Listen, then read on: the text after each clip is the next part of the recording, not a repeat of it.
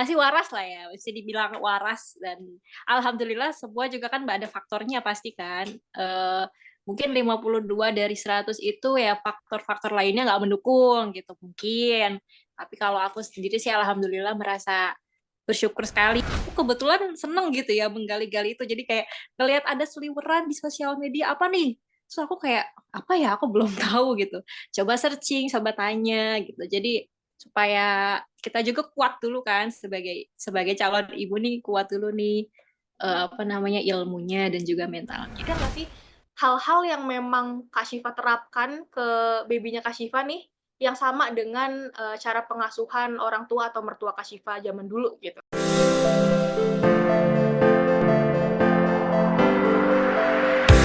Hai parents, selamat datang di podcast Ngobrolin Parenting by The Good Parent. Mungkin parents yang lagi dengerin ini atau biasanya udah dengerin podcast ini, ada yang ngerasa berubah gitu ya, karena kita udah masuk di season 2 dari podcast ini, dan pastinya season baru ada yang baru juga, yaitu aku, ada Adela Rusyadi di sini, atau bisa dipanggil Adel aja biar lebih, akrab gitu ya kesannya. Kalau misalnya Adela Rusyadi kayak agak panjang gitu manggilnya, jadi panggilnya Adel aja. Dan di sini pastinya di season yang baru, aku juga nggak bakal sendirian. Di episode-episode selanjutnya bakalan ada seseorang yang hebat-hebat yang akan menemani aku di sini. Kayak hari ini contohnya ada Kak Syifa yang nemenin aku hari ini. Boleh dong Kak Syifa say hi dulu buat parents yang lagi dengerin kita. And Iya, halo parents, tuh katanya, "Ih baik banget ya Kak Syifa ya ampun ramah sekali." Kak Syifa apa kabar? baik, kalau Kak Adel, gimana Hai. kabarnya? Iya, aku baik juga. Lagi happy nggak nih? Ini harus penting banget ya pertanyaan ditanyain kepada ibu-ibu yang lagi mengurus anaknya gitu ya. Happy nggak? Panas, seger gitu bawaannya. Oke. Gimana cuaca di sana, Kak Syifa? Apakah sedang mendukung untuk, emosi yang happy atau justru lagi gloomy-gloomy gitu? Oh, lagi syahdu ya kayaknya. Lagi syahdu ya? Itu kayak kan terus kan di rumah. Jadi alhamdulillah kita semakin pules lah tidurnya. Oh, lebih nyaman untuk tidur ya? Ini sebagai nyokap. Oke, mungkin itu dulu kali ya spill-spill buat Kak Syifanya gitu. Nanti aku mau, nge-spill lagi nih buat hari ini kita mau bahas apa sih sebenarnya gitu ya. Kenapa sih Kak Syifa ada di sini gitu kan. Jadi kita hari ini mau ngebahas tentang satu tema yang sebenarnya nih kayaknya lagi banyak diomongin gitu kan sama, di sosmed-sosmed sama orang-orang gitu kan tentang kehidupan seorang ibu baru atau new mom gitu kan. Kak Syifa, boleh tanya nggak, emang Kak Syifa beneran nih jadi new mom sekarang? Oh, alhamdulillah, alhamdulillah Alhamdulillah. kita sedang menikmati masa-masa menjadi ibu anak satu yang usianya sudah mau 9 bulan, lagi gemes-gemesnya, gemoy-gemoynya. Ya, alhamdulillah sih. Jadi jawabannya yes. Oke. Berarti jadi seorang new mom sekarang full time mom atau Kak Syifa juga sekarang jadi working mom nih? Terus sekarang full time mom, memang diniatin banget sih dari sejak hamil 6 bulan ya aku resign memang untuk fokus pengen nemenin si baby. Jadi ya udah sekarang jadi full mom deh. Oke. Berarti sebelumnya Kak Syifa ini kerja gitu ya? Nah, pas untuk mutusin resign dan memutuskan untuk jadi full time mom, itu berat nggak sih Kak Syifa? Dan kayaknya kan itu, bagi sebagian wanita karir pada masanya tuh untuk memutuskan hal tersebut itu cukup, "Aduh iya nggak ya iya nggak ya?" Kalau Kak Syifa gitu juga nggak? Banget sih, masih masih yang waktu itu agak gimana ya, tapi pengen kerja, tapi pengen full sama baby karena kan apa ya, kalau untuk aku pribadi nih punya baby tuh kayak salah satu mimpi juga. Jadi ketika udah dikasih gitu kan alhamdulillah dikasih anugerah ada baby di perut kita, terus kita kayak oh kayaknya pengen full deh. Jadi ya udahlah, pasti kan ada pengorbanan ya untuk setiap hal itu. Jadi kalau aku pribadi aku milih untuk resign dan akhirnya sekarang fokus sama bayinya gitu. Tapi ya nggak untuk kemungkinan juga sih. Mungkin nanti akan kembali kerja gitu. Jadi masih sekarang full time gitu. Oke, berarti ada kemungkinan untuk kerja nih ya tadi ya. Nah selama, mutusin untuk resign dan sampai sekarang jadi full time mom, pernah nggak sih kepikiran kayak, kayaknya bisa deh disambi gitu kemarin-kemarin, kayaknya bisa deh ini kayaknya berjalan berdua gitu. Sempet kepikiran kayak gitu nggak sih, Kak Syifa? Sempet kayak ada sisi, aduh bisa kali ya. Coba ketika balik lagi ke lapangan kayak, aduh aduh aduh gitu, hebohnya tuh kayak gitu, ah nggak bisa, susah banget gimana gitu. Kayak mau mandi aja kayak gimana ya. Jadi ya udahlah, kalau kalau mungkin nanti ya kayak masih kebetulan aku sama suami juga udah ada planning kan, kita punya planning jangka panjang ya. Mungkin nanti kalau udah waktunya, bayinya udah enak, gitu, kita bisa balik lagi kerja ya nggak apa-apa. Kalau sekarang ya udahlah fokus dulu aja gitu deh. Oke, Kan mungkin biasanya tuh nunggu kayak baby-nya kayak umur-umur udah bisa ditinggal kali ya, biar dia nggak kayak mama-mama terus gitu loh. Jadi kita ninggalinnya juga tenang ya, Kak Syifa ya? berharap dan niatnya seperti itu. Cuma makin ke sini juga ternyata malah makin lengket kita kan jadi kayak jadi nggak ya kerja? Kayak udah Akhirnya sendiri. keenakan ya ngurusin baby-nya ya. Dia kayak, "Nggak usah deh di rumah aja kayaknya udah enak deh," gitu ya? Biasalah hilir mudik angin dan bayangan terus. Oke, Kak Syifa, aku mau memberikan satu pernyataan nih ya, dari jurnal yang aku baca gitu kan. Berdasarkan survei LSI katanya tuh berapa nih, 100 orang ibu yang mengalami kehamilan untuk pertama kali dan sekitar 52 orangnya mengalami kecemasan dan gangguan psikologis yang disebabkan oleh ketidaktahuan mereka akan kondisi yang dialami. Nah, aku mau tanya nih, Kak Syifa mengalami itu juga atau enggak? Kak Syifa termasuk 52 orang itu atau justru sisanya gitu? Psikologis ya, psikologisnya ya. Iya. Hmm, kayaknya mostly enggak sih. Iya. Masih waras lah ya, bisa dibilang waras dan alhamdulillah semua juga kan ada faktornya pasti kan. Mungkin 52 dari 100 itu ya faktor-faktor lainnya nggak mendukung gitu mungkin. Tapi kalau aku sendiri sih alhamdulillah merasa bersyukur sekali di apa namanya tempatkan di lingkungan yang mendukung semua. Terus kita persiapan juga ya alhamdulillah gitu ya dari informasi, terus cari tahu, terus mental semua kan dipersiapkan gitu. Jadi aku sih bisa bilang enggak. Oke. Berarti Kak Syifa tidak termasuk dari 52 orang ibu yang diceritakan tadi gitu ya? Nah, Kak Syifa tadi bilang nih persiapannya udah mateng gitu, mulai dari, Kak Syifanya sendiri atau mungkin dari orang-orang di sekeliling Kak Syifa gitu.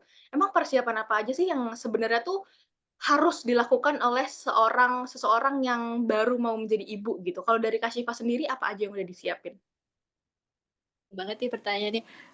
Kalau aku pribadi ya yang paling penting sih sebenarnya pasti mental kan karena tadi dibilang juga 52 dari 100 tuh berarti udah setengahnya dong, setengahnya lebih. Jadi pertama tuh pasti mental ya, kita persiapan mental dulu dari mulai hamil gitu kan, diyakinin kalau misalnya wah kita punya seseorang yang baru nih di dalam diri kita gitu dan nanti akan hidup bersama-sama sama kita sampai seterusnya.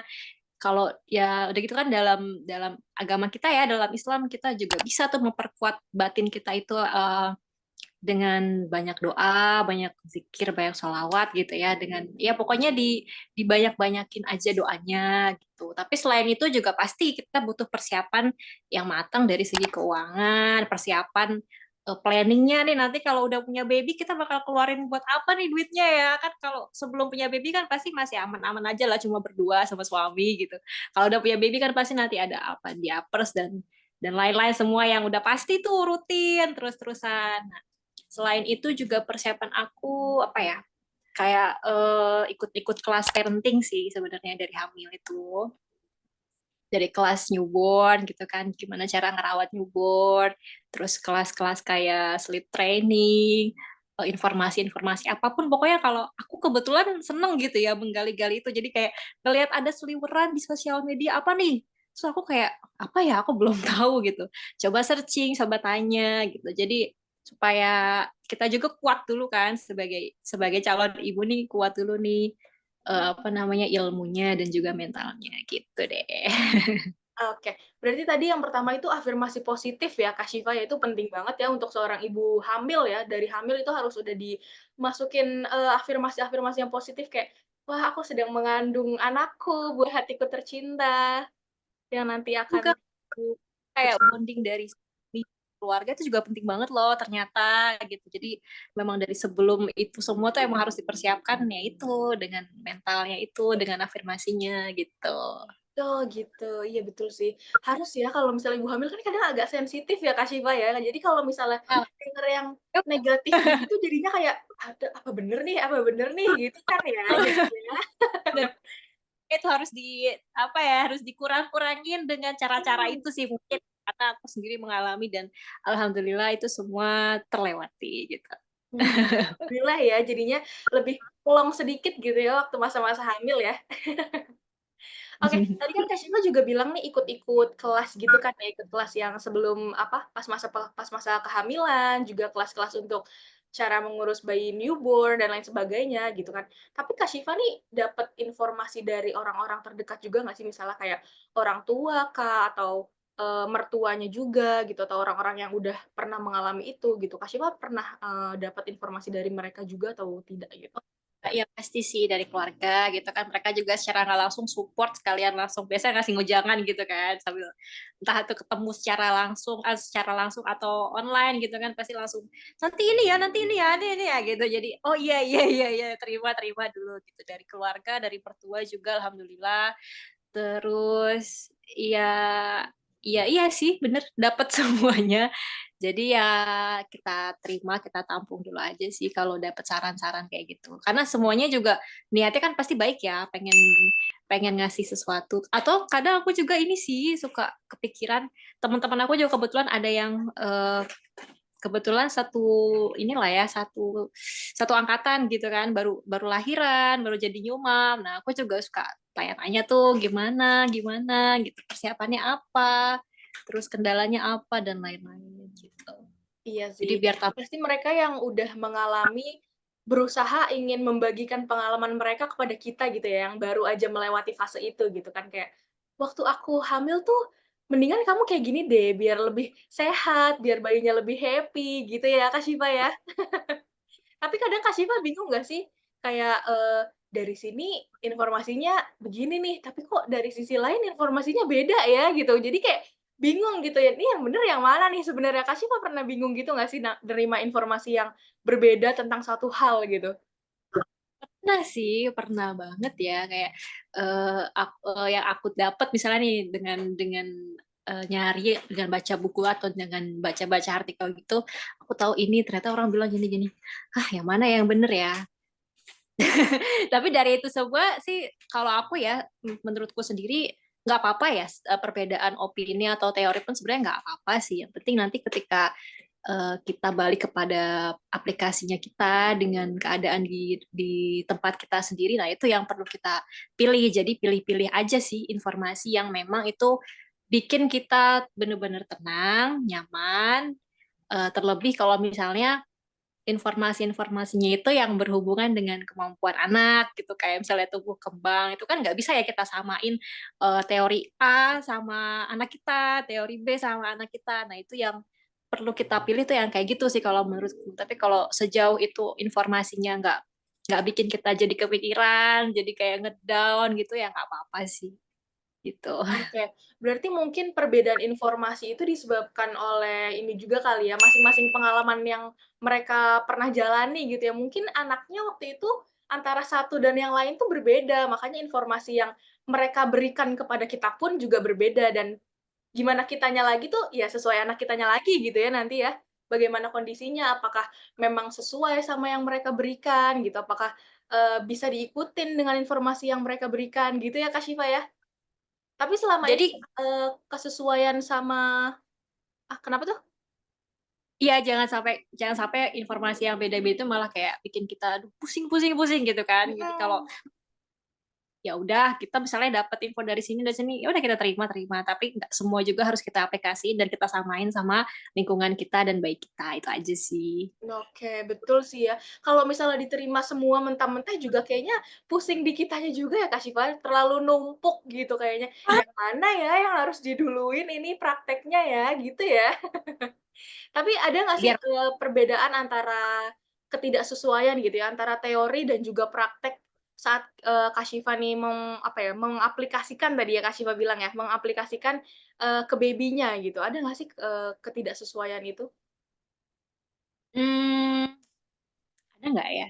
Mungkin ada tapi nggak banyak sih. Paling 2 dari 10 gitu ya. Mhm. Atau 1 dari 10. Jadi nggak terlalu ter-highlight gitu dengan yang lain-lainnya gitu. Jadi masih aman-aman aja.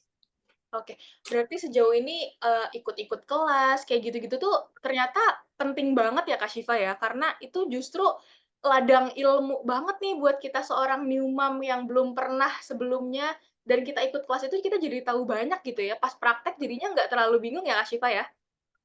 Dan kebetulan kan emang zaman kita sekarang ini kan gampang banget ya Kak Adel buat dapet informasi, terus banyak yang mengedukasi dari berbagai macam hal, dari media, dari apapun itu. Jadi harusnya sih itu jadi poin tambahan ya buat kita para ibu baru di zaman sekarang ini gitu, nggak ada lagi kebingungan, ketakutan gitu. Meskipun ya tetap kita harus juga kita apa namanya combine sama pengalaman-pengalaman ibu-ibu kita gitu, ibu kandung, ibu mertua, orang tua pada pada zaman dahulu gitu kan, itu juga nggak bisa kita pungkiri banget sih, meskipun kalau sekarang kalau aku pribadi kayaknya agak aneh ya, agak beda ya. Tapi itu semua kan ya balik lagi ke kita masing-masing kan, gimana cara kita memilah itu, gimana cara kita mengaplikasikan itu sama keadaan kita, itu aja. Bener sih, ilmu kan, makin lama juga makin maju ya, menyesuaikan dengan kemajuan zaman gitu. Pasti kan ada yang berubah, ada yang berinovasi, ada yang lebih berkembang, dan mungkin, ilmu-ilmu yang di-share, misalnya kayak ikut-ikut kelas gitu, pasti ilmu yang terbaru yang bisa diterapkan di keadaan yang sekarang. Tapi belum tentu juga nih yang ibu-ibu kita bilang itu salah gitu ya, mungkin itu benar, tapi ketika diterapkan di masa sekarang gitu, mungkin ada sedikit perbedaan atau ada beberapa yang tidak bisa diaplikasikan gitu ya, Kak Syifa ya? Oke. Bener.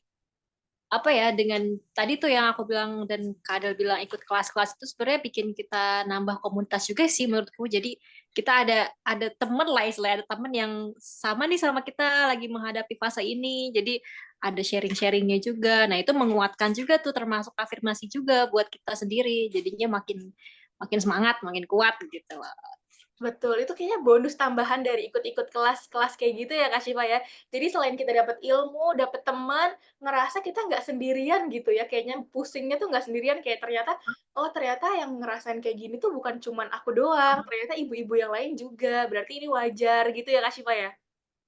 Oke. Terus Iya. Kak Syifa, tadi kan katanya juga dapat, apa namanya, kayak, wejangan-wejangan gitu ya dari ibu kandung, dari ibu mertua. Nah, ada nggak sih hal-hal yang memang Kak Syifa terapkan ke baby-nya Kak Syifa nih, yang sama dengan, cara pengasuhan orang tua atau mertua Kak Syifa zaman dulu gitu? Beberapa iya sih. Tapi balik lagi sih nggak ada yang terlalu ter-highlight, misalnya aku ngikutin apa banget dari ibu atau dari mami atau dari apa, nggak ada sih. Jadi sejauh ini balance lah, jadi Mhm. aman-aman aja. Berarti ya balik lagi ya Kak Syifa ya, kalau misalnya dikasih wejangan gitu, nggak maksudnya diterima, tapi tidak serta-merta langsung kita, "Oke kita cobain oke kita cobain oke kita cobain," nggak bisa kayak gitu ya Kak Syifa ya? Iya, ya setiap wejangan ya pasti disesuaikan juga kan, karena ada juga kan kata istilah sekarang itu, didiklah anakmu pada zamannya gitu kan. Jadi Mhm. pada zaman itu metode pendidikan A seperti ini itu berhasil atau baik atau mulus gitu kan. Mungkin pada metode pendidikan metode pengasuhan anak sekarang itu seperti ini gitu ya. Tinggal kita ini aja sih, kita combine aja yang paling cocok buat kita kayak gimana gitu. Betul sih, cari yang paling terbaik dan yang paling cocok ya, karena kadang Yang tuh yang terbaik terbaik. belum tentu cocok untuk anak kita ya, Kak Syifa ya? Bener Mhm. banget. Iya, soalnya kadang kayak, kok ibu ini bisa ya pakai cara itu, misalnya dalam hal makan gitu ya, kok ibu ini bisa ya memberikan makan kepada anaknya sampai anaknya lahap banget, tapi kok kita giliran kita pakai cara itu, anak kita nggak selahap itu ternyata gitu ya, kadang bikin bingung juga ya Kak Syifa kalau kayak gitu ya.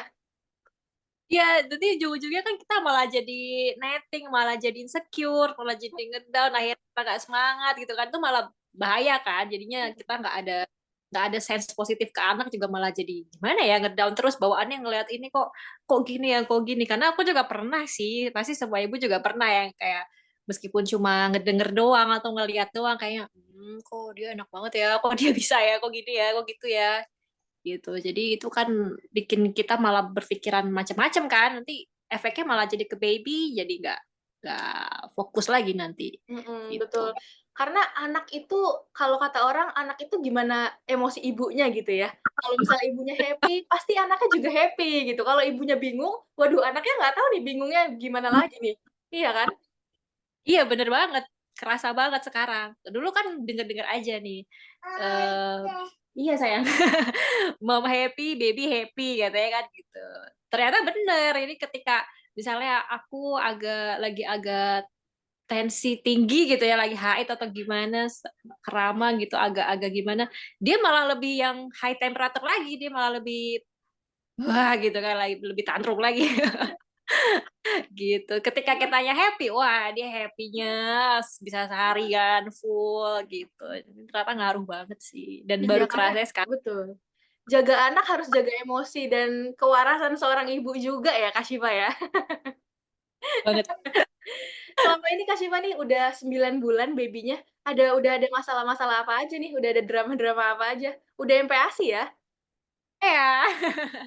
Tapi kalau bisa diurutin mungkin apa ya, ada fase-fasenya sih ya. Waktu newborn itu ya aku inget dia paling sering banget itu perut kembung, masalah perut kembung. Oh. Dan itu buat aku lumayan tricky karena sering banget gitu, rambut tuh sering banget ya perut kembung padahal udah pakein balm gitu kan, penghangat, kemudian suhu ruangan juga udah diatur sedemikian rupa, terus udah diatur jadwal nennya, posisi nennya gitu. Pokoknya aku iniin dulu deh, aku evaluasi terus ini kenapa ya perut kembung terus. Oh ternyata memang pada bayi itu kan newborn emang fasenya gitu ya, masih masih perutnya belum bisa bekerja maksimal, jadi masih mungkin banget gampang masuk angin, gampang kembung gitu.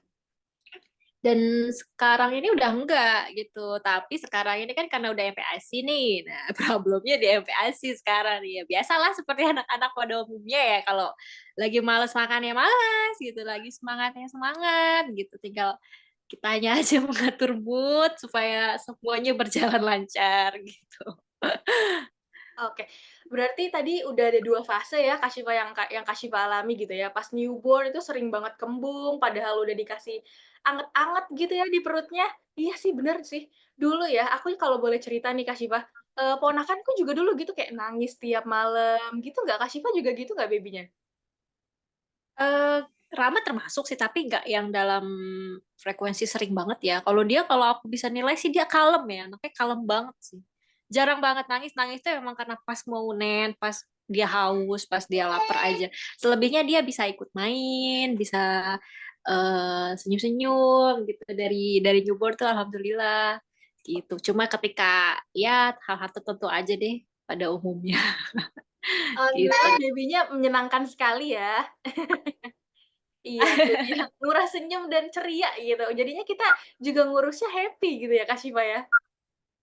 Nah, waktu Gila. kembung-kembung kayak gitu tuh, bingung kan pasti kan, kayak udah dipakein ini kok masih tetep juga gitu. Waktu itu Kak Syifa, reaksinya gimana tuh kayak, "Aduh ini harus diapain lagi sih nih biar, bayi ini sudah tidak mengalami kembung lagi?" Gitu.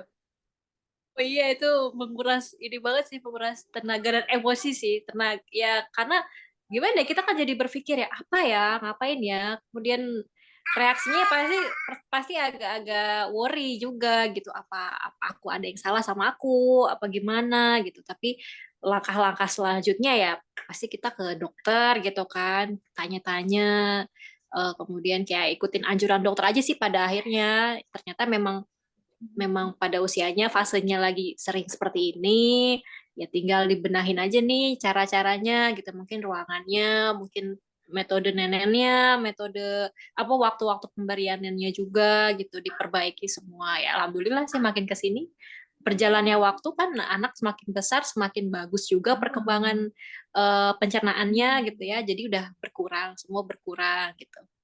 Ya udah sih alhamdulillah Jadi terlewati aja gitu. iya.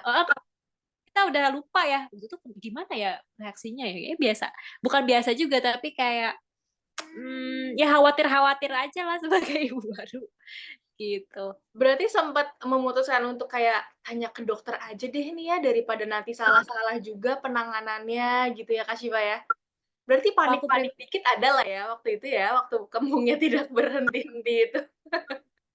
Ya, aku pribadi memang iya sih kayak bukan gak percaya sama orang sekitar atau penenangan yang lain, tapi kayak kita nih nggak tahu, ayo kita cari tahu sama orang yang tahu gitu. Kalau aku pribadi gitu, jadi ya udah akhirnya ke dokter, saran-saran dari dokter, dapat rujukan, dapat anjuran dan lain-lain, kan kita jadi lebih tenang gitu kan.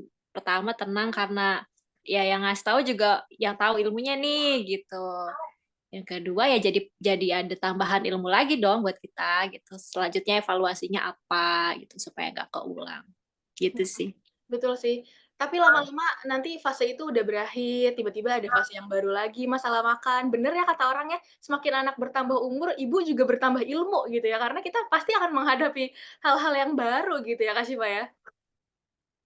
Apa ya, menjadi ibu tuh ternyata belajarnya setiap hari sih, setiap hari, setiap saat. Karena apa yang kita rasain hari ini itu belum tentu sama besok.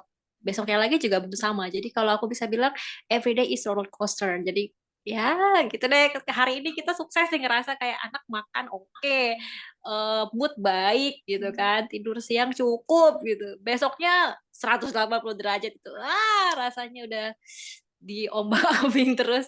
Ya itulah ternyata sensenya, alhamdulillah. Ternyata ada yang baru setiap harinya dan ternyata ada ilmu baru setiap harinya ya. Ternyata tapi harus disyukuri aja, oh mungkin ini proses kita sebagai ibu gitu. Mungkin ini emang kaget awalnya, tapi lama-lama kita akan terbiasa dengan itu ya, Kak Syifa ya? Iya bener, terbiasa sih lama-lama. Malah jadi semakin menjiwai peran kita sebagai ibu kan, dengan Mhm. hal-hal seperti itu. Jadi belajar emosi, belajar mengendalikan emosi lagi gitu dari anak sendiri. Jadi luar biasa banget memang. Ya Allah, ada bayi itu justru kita belajar dari bayi gitu, bukan bukan ternyata kita yang ngajarin, tapi kita yang belajar dari bayi-bayi kita. Iya, banyak pengalaman-pengalaman yang nggak bisa diberikan oleh siapa-siapa, tapi bisa diberikan oleh seorang bayi gitu ya, Kak Syifa ya? Bener Terus banget. kalau masalah makan tadi Kak Syifa, udah ada belum nih drama-drama MPASI-nya nih yang tiba-tiba GTM lah, tiba-tiba lempar-lempar makanan lah gitu, udah pernah belum ngalamin tuh Kak Syifa? Tentu saja. Dirama nih bayi-bayi pada umumnya sih ya. Dari malah pertama kali reaksi dia pertama kali MPAS itu aku agak di luar ekspektasi sih. Jadi malah kaget gitu, kaget banget dia sampai nggak mau masuk sama sekali. Pada hari itu sih rasanya sedih banget gitu. Tapi ternyata ada fasenya lagi gitu ya. Ya sekarang sih udah mendingan ya, udah lebih tahu mungkin tekstur yang dia suka apa, menu-menu yang udah kita kasih yang ternyata bikin dia lebih lahap apa gitu. Jadi drama-drama itu sangat-sangat menggemaskan ya pokoknya gitu. Tapi ya perlu dievaluasi terus sih emang kalau ada drama itu kayak GTM ketika tumbuh gigi juga udah pernah tuh. Lepeh-lepeh juga pernah itu kan. Cuma karena kita cari tahu terus sih ternyata memang apa ya, mungkin ada fasenya juga bayi lepeh-lepeh itu dia lagi menambah apa ya milestone-nya dia gitu. Jadi lebih tenang lagi lah. Ya, makanya kuncinya, kalau aku sih pribadi kuncinya cari hal-hal atau afirmasi positif lain. Pokoknya ilmu-ilmu yang bikin kita lebih tenang gitu. Bukan malah bikin lebih ngedown dan insecure itu aja. Bener sih, karena makin kita banyak tahu, kita makin jadi lebih sabar gitu ya ngadepinnya, karena kita tahu gitu, kenapa nih anak lepe-lepe, oh mungkin dia merasakan tekstur yang baru, mungkin dia sebelumnya tidak, familiar dengan tekstur itu, makanya dia, jadi reaksinya tuh lepeh-lepeh gitu kan ya, Kak Syifa ya? Ya, bener sih.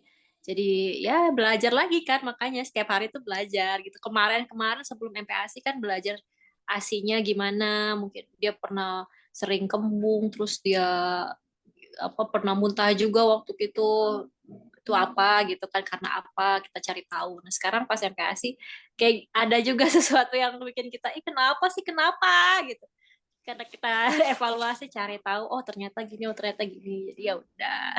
Makin banyak kenapanya harus justru harus dicari tahu lebih lagi ya, Kak Syifa ya?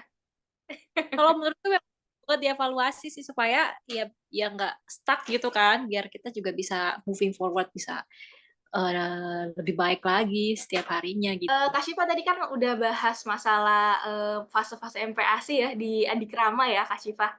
Itu udah ada problemnya juga tadi, udah mulai lepe-lepe, udah mulai pilih-pilih makanan, udah mulai juga belum sih Kak Syifa? Picky eater ya, bisa dibilang iya, tapi mungkin karena fasenya sekarang aja sih, karena di awal MPASI itu dia kan biasa ya bubur, bubur encer gitu kan, terus kental, terus sekarang harusnya udah masuk nasi tim nih, cuma dia kalau bubur itu udah agak males gitu, jadi teksturnya tuh pasti dia pegang dulu kan, karena dia sukanya pegang sendiri. Nah kalau dikasih yang encer gitu bentuk bubur tuh udah nggak mau sih, hampir nggak mau sama sekali gitu. Tapi kalau aku olah ke bentuk yang lebih kering kayak macam perkedel itu dia mau karena padat dan bisa dipegang. Nah, jadi semoga sih nggak pemilih karena dan seterusnya gitu ya. Mungkin milihnya itu ya karena lagi fasenya aja, karena giginya juga kebetulan lagi tumbuh nih, udah mulai 3 gitu. Berarti mungkin emang dia lagi bosan aja kali ya sama tekstur makanan dia yang biasanya bubur nih kayaknya udah nggak mau bubur lagi deh, nggak mau yang lembek-lembek lagi, sekarang mau yang bisa dipegang-pegang gitu ya Kak Syifa ya. Tapi Kak Syifa ini tipe ibu yang membolehkan anaknya kayak makan sendiri berantakan gitu atau udah ibu aja nak yang suapin, ibu aja nak yang suapin gitu. Atau kok cukup sabar untuk kayak ngelihat berantakan-berantakan di mana-mana gitu.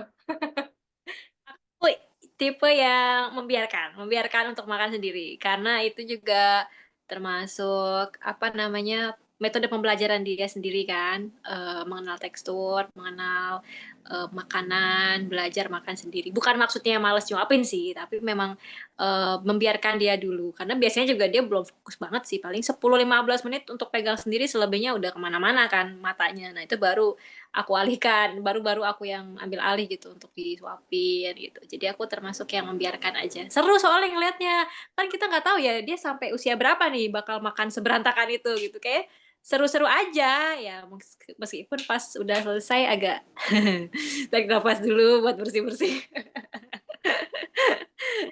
Setuju sih tadi yang Kak Syifa bilang itu proses dia belajar, karena ada orang yang bilang proses belajar anak tuh ya paling simpel ya pas dia makan gitu. Dia tahu apa yang dia makan, dia tahu gimana teksturnya makanan dia gitu ya Kak Syifa ya.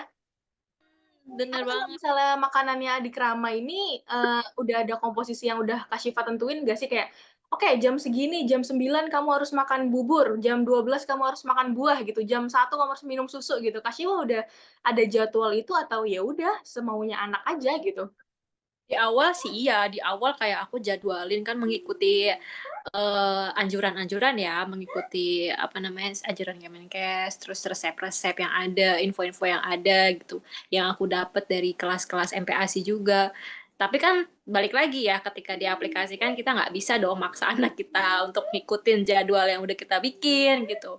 Ya mau nggak mau ya udah sekarang itu jadi kalau aku kuncinya pokoknya nggak ngasih dia makan kalau dia ngantuk dan kalau dia kenyang, masih kenyang karena habis nen. Kebetulan Rama tuh nen juga masih kuat banget kan. Jadi ya masih gimana ya, aku kebayangin juga sih dia perut sekecil itu habis nenen terus kita kasih makan kenyang gak sih gitu, kekenyangan gak sih gitu kan pasti nggak nyaman ya gitu. Ya itu juga karena ini sih, karena aku ya memperhatikan dokter-dokter online juga kan, mereka pada bikin podcast-podcast juga, terus aku dengerin semua ini kenapa ya Rama tuh udah sampai di fase yang kayaknya aku udah nunggu, udah nentuin jadwal deh, udah bikin yang sesuai kok sama yang orang-orang itu, sama yang beliau-beliau sampaikan itu, tapi kok Rama nggak bisa gitu ya. Akhirnya ya balik lagi nggak bisa kita maksain gitu. Ya sekarang udah agak membaik lah, udah ternyata emang bener nggak bisa tuh kalau kita kasih Rama makan pas bangun tidur banget atau misalnya pas abis nenen banget, ya harus ditunggu maksimal minimal sejam setengah, sejam sampai 2 jam gitu. Meskipun katanya sih normalnya 2 sampai 3 jam ya, tapi kan kalau udah 2 jam lebih juga udah keburu ngantuk gitu, udah ya begitulah. Gitu. Berarti bener ya yang tadi kita obrolin di awal kalau misalnya apa yang orang bilang walaupun itu dari ahlinya, tapi kalau nggak sesuai sama kondisi anak emang nggak bisa dipraktekin juga ya Kak Syifa ya? Makanya itu pentingnya itu kayak kita pilih lah mana yang paling bikin kita waras itu aja deh. Betul, karena ibu yang waras adalah anak yang happy, Kak Syifa, itu harus diterapkan justru. Yang Eh, penting kita sekarang makan, jangan sampai dia kelaparan, tapi jangan sampai dia kekenyangan juga ya, Kak Syifa? kan ya kita juga pengen dong makanan yang udah kita siapin nih dari setiap hidangan yang udah kita usahain buat masuk semua nutrisinya, protein semua ada, karbo, lemak gitu, sayur. Masa kebuang, masa nggak kemakan gitu kan kita sedih juga ya rasanya gitu. Kayak mau nggak mau antara kita yang benahi eh, apa namanya timing kita ke anak atau memang ya membiarkan anak terus-terusan kayak gini aja gitu, pilihan kan itu aja ya. Masa kita yang masa anak yang gimana ya, anak yang harus ngikutin kita terus-terusan gitu kan, sedangkan anak kan bukan robot gitu, dia juga masih belajar gitu gitu sih. Iya, betul. Harus disesuaiin juga ya sama anaknya, jangan semua-muanya mau ikutnya ibu aja, mau ikutnya ibu aja gitu ya. Karena kan gimana pun anak kita juga yang ngejalanin, mereka juga yang mengalami prosesnya, fasenya sedikit-sedikit. Jadi kita seharusnya mungkin sebagai ibu juga kayak, oh mungkin anakku maunya lagi kayak gini nih, nggak bisa aku paksain buat harus ikut mau aku terus gitu ya Kak Syifa. Jadi harus ada kesadaran diri sendiri juga ya sebagai seorang ibu. Itu juga yang bikin kita jadi belajar lagi kan, lagi-lagi belajar lagi. Oh iya juga sih. Ya kita bayangin aja deh kalau kita jadi anak gitu kan, kenyang di Dipaksa-paksa gitu ya. pasti nggak enak kan gitu. Pokoknya jangan sampai ya, kata orang-orang tuh jangan sampai, eee, proses makan anak ini jadi bikin anak takut gitu ya untuk makan karena kayak, ayo makan habiskan," gitu. Jangan sampai anak trauma gitu ya, Kak Syifa ya? Ya bener, dan yang paling penting lagi sih dari apa namanya, dari yang aku dapat itu kita harus nurunin ekspektasi kita sih yang pertama itu. Memang di awal tuh aku punya ekspektasi terus kan, setiap setiap lagi masak tuh kayaknya enak nih, enak banget nih, dia pasti suka deh, pasti suka gitu kan. Tapi ternyata pas dikasih dengan mudahnya dia lepeh gitu, atau dia buang muka aja, atau dia langsung nangis aja gitu kan. Itu rasa kecewanya kan kayak, nggak mau gitu.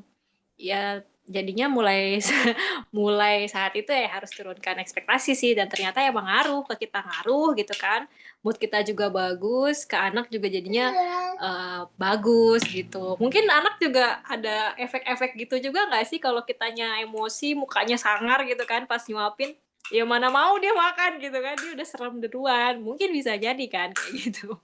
Iya, malah jadi proses makan begini tuh kayak, nggak mau, takut takut diomelin ibu," gitu ya, Kak Syifa ya?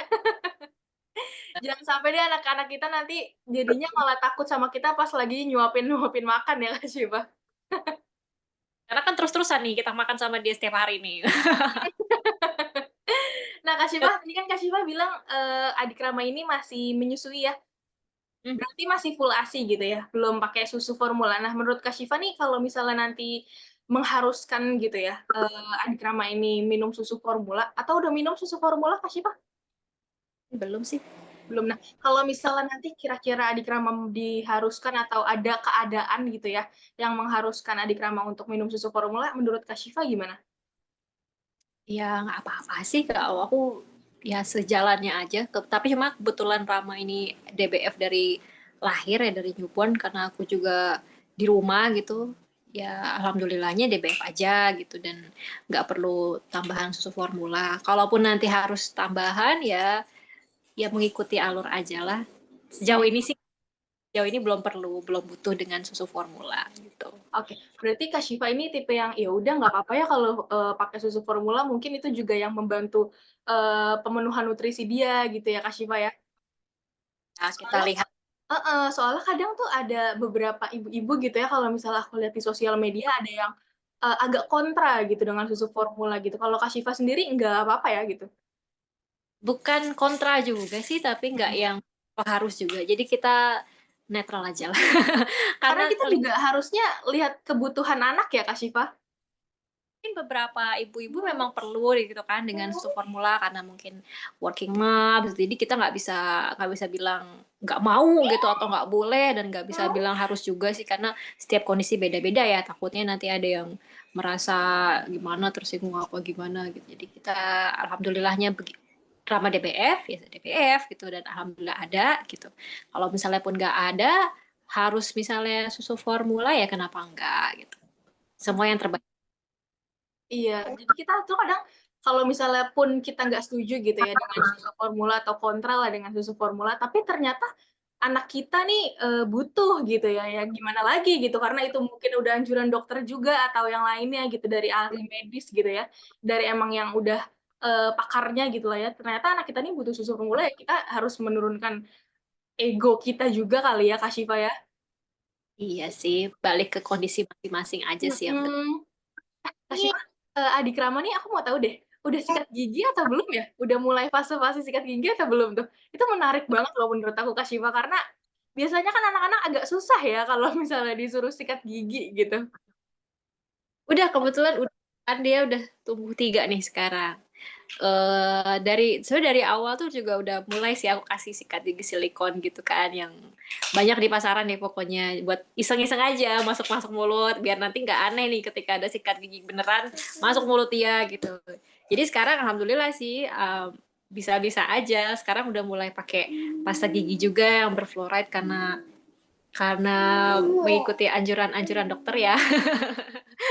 Merawat gigi kan penting ya. Kalau udah nanti telat malah jadi susah lagi deh. Ya Rama.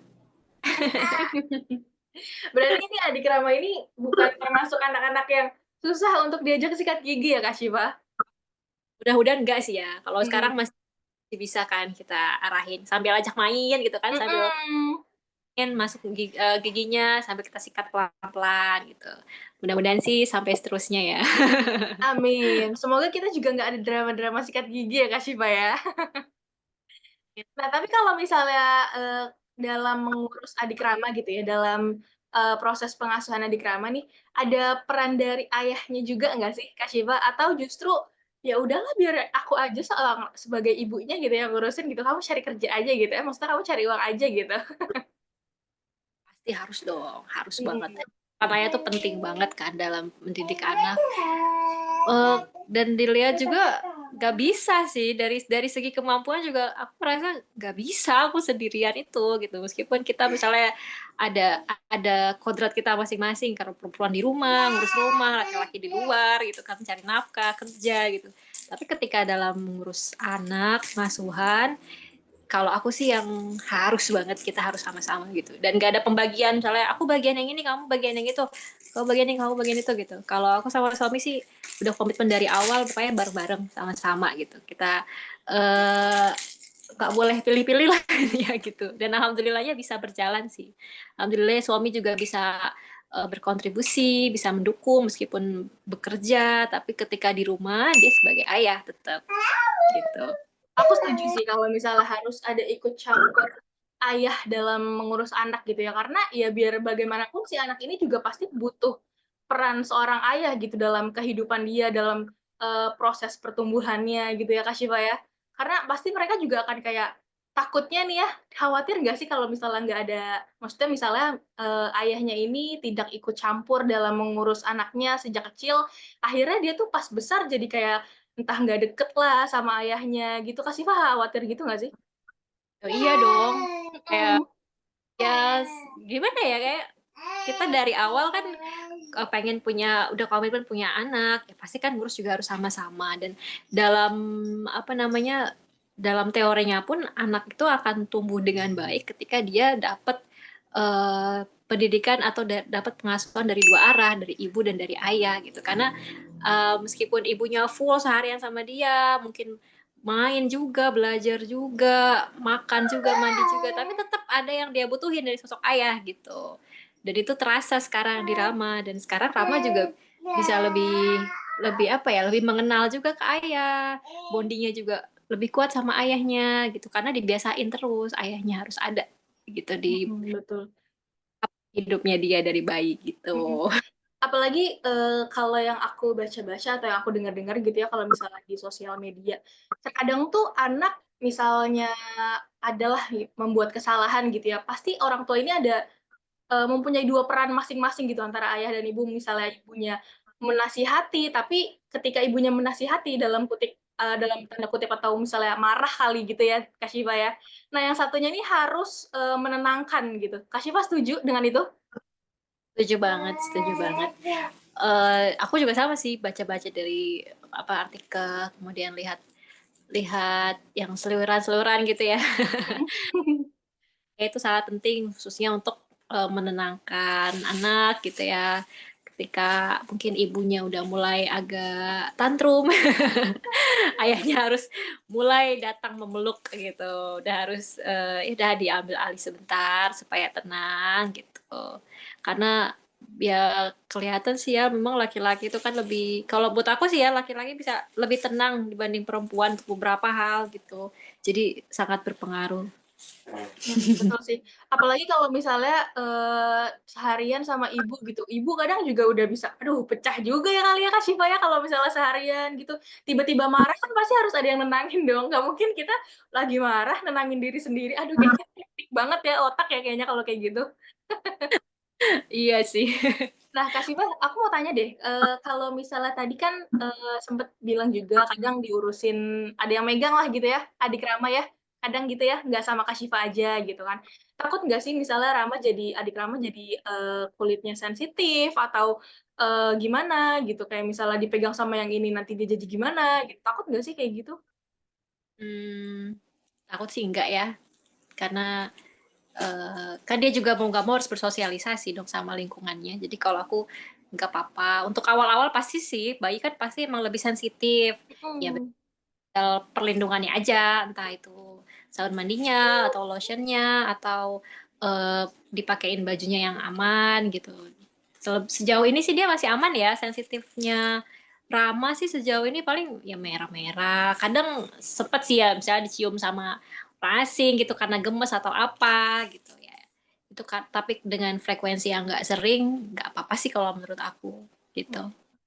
Berarti kalau misalnya tadi contohnya Kak Syifa sebut, misalnya dicium gitu ya sama, orang asing atau strangers karena gemes gitu, berarti Kak Syifa, selama itu nggak yang sering kayak, gitu, kayak itu nggak apa-apa ya berarti kayak cuman cipika-cipiki gemes itu nggak apa-apa ya Kak Syifa ya? Nggak apa-apa sih dan memang nggak sama orang asing yang asing banget juga ya, karena paling Mhm. gitu kan, karena kita juga kan ikut, memantau dan mengawasi, jadi nggak terlalu jadi masalah ya kalau buat aku pribadi. Meskipun emang beberapa sih menyebut, bahaya gitu kan, sembarang cium bayi gitu. Aku juga nggak terlalu suka, tapi ketika itu kejadian sama Rama gitu, misalnya dengan keluarga yang jarang ketemu, ya aku mewajari aja, memaklumi, karena pada saat itu aja, nggak terus-terusan gitu. Kadang kita lihat juga kalau mungkin orang kayak gitu sayang sama anak kita gitu ya, gemas gitu, mungkin anak kita memang sangat menggemaskan makanya dia bisa kayak gitu ya Kak Syifa? Dan caranya sih mungkin ya itu ya, balik lagi ke kitanya gimana cara kita ngerawat, misalnya tadi kulitnya, misalnya cara mandinya, atau apa gitu, perlindungannya gitu, itu harus ditanggungjawabkan ke kita lagi ya Kak Syifa sebagai orang tua gitu ya. Pasti kan ya mau nggak mau kita memang harus merawat dia seluruhnya. Mhm. Oke, Kak Syifa, mungkin itu di segmen satu ya, aku bisa bilang segmen satu pertanyaan terakhir dari segmen satu ini. Aku mau main mini game sama Kak Syifa, boleh? Jadi aku udah ada games, namanya tanya jawab cepat gitu. Nanti Kak Syifa cuman jawab benar atau salah dari pernyataan atau pertanyaan yang aku lemparkan ke Kak Syifa. Kalau misalnya ada penjelasan dari jawaban benar atau salah tersebut, boleh dijelasin lagi. Oke, Kak Syifa? Jawabnya bener atau salah gitu. Mhm, betul. Oke, oke, oke, siap. Oke, siap ya, siap ya. Oke. Pertanyaan pertama adalah, benar atau salah kadang ibu merasa iri sama anak karena, "Kenapa ya yang diperhatiin kok anak aku terus?" Gitu. Aku juga butuh loh perhatian. Itu benar atau salah sih, Kak Syifa? Bener, itu di awal-awal bener banget, karena di awal-awal ngerasa lagi emosi, lagi belum stabil juga kali ya, masih dalam pemulihan pasca persalinan. Jadi, ya emosi-emosi yang seharusnya nggak ada, kadang jadi ada aja, dan sempet juga sih kayak ngerasa itu. Mhm. Karena menurutku juga seorang ibu memiliki hak untuk diperhatikan ya, Kak Syifa, selama dia hamil, selama dia baru punya newborn. Karena Kadang aku pernah nonton, video katanya seorang ibu itu wajar iri sama anak karena dia merasa kayak, "Kok aku yang melahirkan, aku yang, berjuang, tapi aku tidak diperhatikan." Itu kayaknya hal yang wajar ya, Kak Syifa? Gimana gimana? Karena, misalnya, aku yang, hamil nih 9 bulan, aku yang melahirkan, tiba-tiba pas anaknya udah ada, kok cuman anak aku aja yang diperhatikan, aku juga butuh loh perhatian itu, ya nggak, Kak Syifa? Kadang iya, ya itu sih ketika awal itu aja, karena lagi pasca persalinan tuh memang wow banget kan rasanya, terus kayak tiba-tiba muncul aja gitu, padahal seharusnya sih enggak, perhatian tetap ada sebenarnya, cuma kita ngerasanya kurang aja gitu ya. Mungkin hormon juga kali ya, Kak Syifa ya, karena baru melahirkan. Karena sekarang-sekarang udah enggak sih. Oke, lanjut pertanyaan kedua ya. Benar Oke. atau salah, kadang jadi suka sensi gitu sama suami karena nggak peka aja gitu, kita tuh lagi butuh sesuatu untuk dibantu, tapi kenapa kita harus ngomong dulu, nggak ada inisiatif gitu. Pernah nggak sih ngerasa kayak gitu? Bener. Bener. Itu paling paling pernah banget sih kayaknya dan normal nggak sih? Normal lah ya. Normal lah, kita kan butuh ya bantuan dan afirmasi-afirmasi positif gitu ya. Jadi Tapi kan suami tuh kadang harus lebih inisiatif gitu ya, Kak Syifa? kan dengan itu kejadian misalnya kita ngerasa agak marah-marah gitu sama kan setelah itu suami lebih lebih belajar gitu ya, lebih peka gitu. Jadi lebih terkontrol lagi lah gitu. Tuh untuk para, parents di luar sana, khususnya ayah nih ya, harus deh diperhatiin bunda-bundanya biar nggak kurang perhatian gitu, biar sama-sama dapat perhatian cukup ya, balance antara anak dan bundanya. Oke lanjut ya, Kak Syifa. Ada tips lagi deh kalau buat dance-nya itu kayaknya harus sabar aja ya. Harus lapang-lapang dada ya, Kak Syifa ya. Oke, next question nih, Kak Syifa. Benar atau salah, kadang kepikiran sama omongan orang lain tentang standar anak gitu.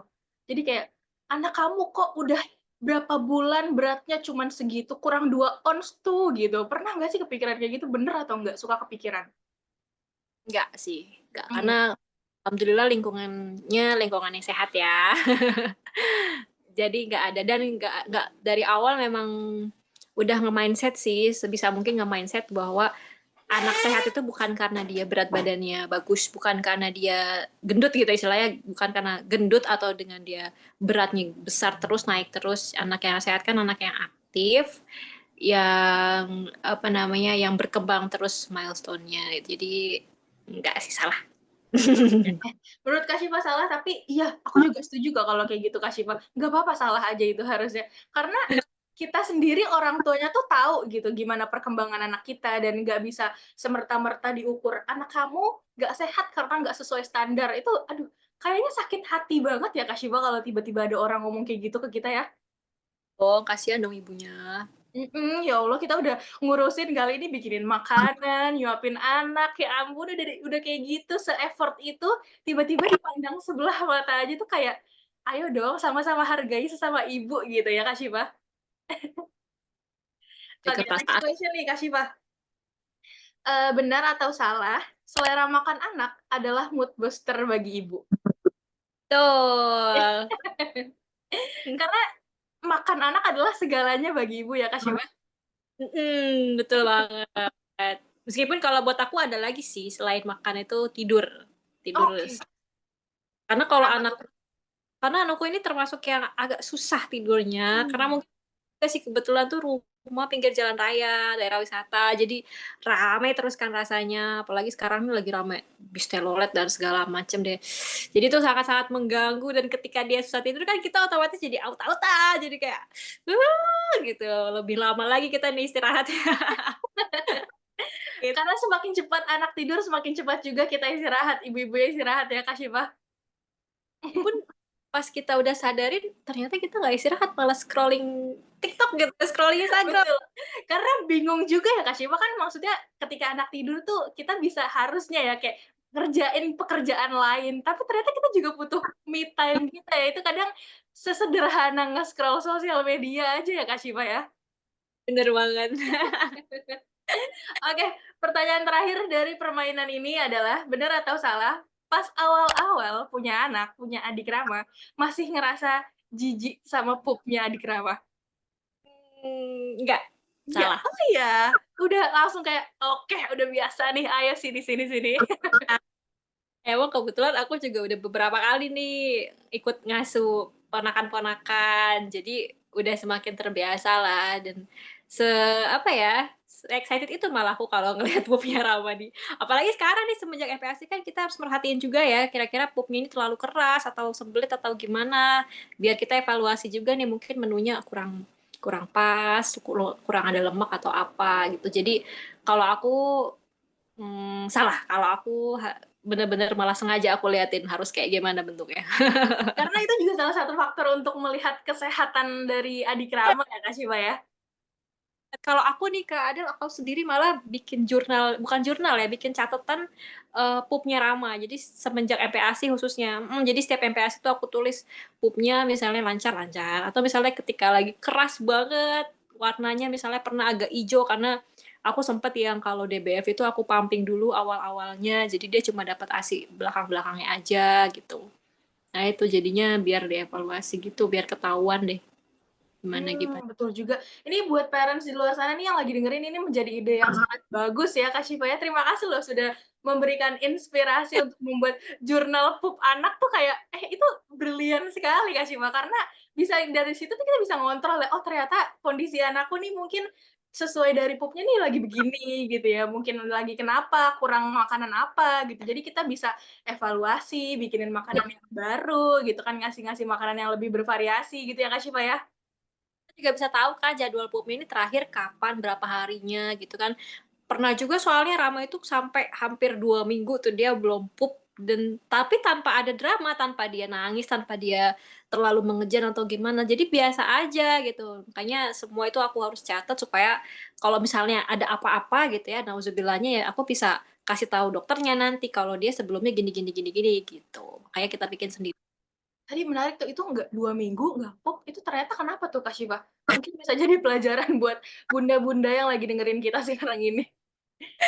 Karena setahu aku memang kalau anak full DBF itu dia, mungkin penyerapannya lebih banyak ya.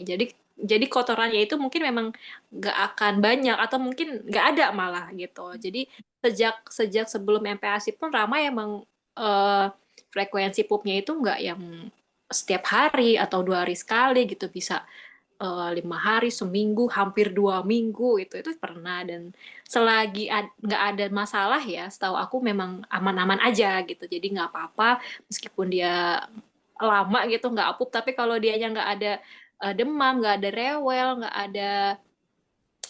ada sembelit segala macam, it's okay sih kayaknya.